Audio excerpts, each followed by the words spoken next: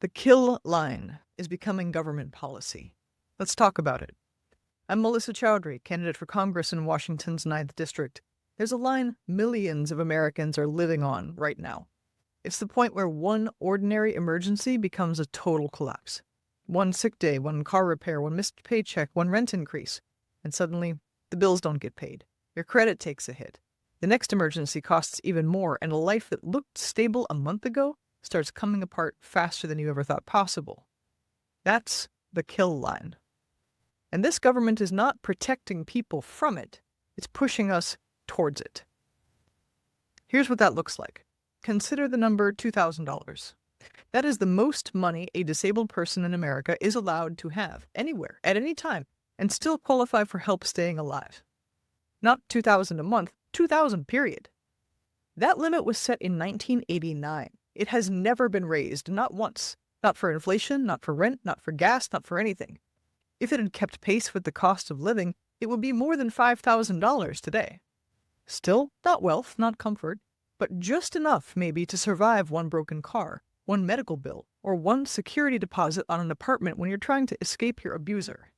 You're not allowed even that. Here's what's obscene. Congress has made sure the law says survive with no reserve inside a tightening noose of inflation or lose your support. But in 1989, members of Congress made less than $90,000 a year. Today they make $174,000. They nearly doubled their own pay and left disabled Americans frozen at $2,000 maximum in their possession ever for 37 years straight. That tells you exactly whose security the government protects. And it's not just disability.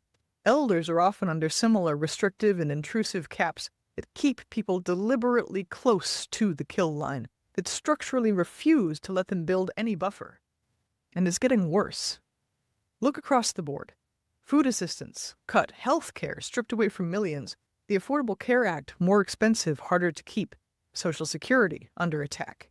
And now, the Justice Department is trying to weaken the legal protections that let elderly and disabled Americans stay in their own homes instead of being pushed into institutions. Now that is a threat to every single one of us. Because disability and elderhood, it's not some separate category of people somewhere else. It's a future version of anyone, of all of us. An accident, a stroke, cancer, dementia, a workplace injury, a difficult birth, a military wound, or simply getting older. You can be independent today and need help tomorrow. And if you wind up needing help, as any of us will, this administration has now said they want it to be easier for you to be locked away permanently with no due process. You can imagine our homegrown, for-profit incarceration and detention industrial complex, comprised of such upstanding characters as Geo Group and Core Civic, salivating at the thought. Here's the thing. No one writes "dispose of the vulnerable" into a public statement anymore. They do it through eligibility rules, asset limits, funding cuts, insurance denials, paperwork designed to exhaust you. They spread the cruelty across enough agencies and budgets that no single person ever has to own the result. But the result is still the result.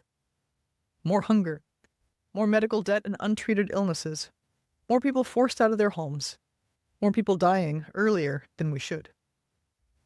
We don't need a government that manages human collapse for private profit. We need one that gives people a floor beneath which they cannot fall, whatever life throws at them, and an encouraging hand to get back on their feet. Universal health care, real food security, housing people can afford, Social Security that's funded and strong, the right to age and heal in your own home, in your own community, and an end to rules that force disabled and elderly folks to stay abjectly poor forever just to survive.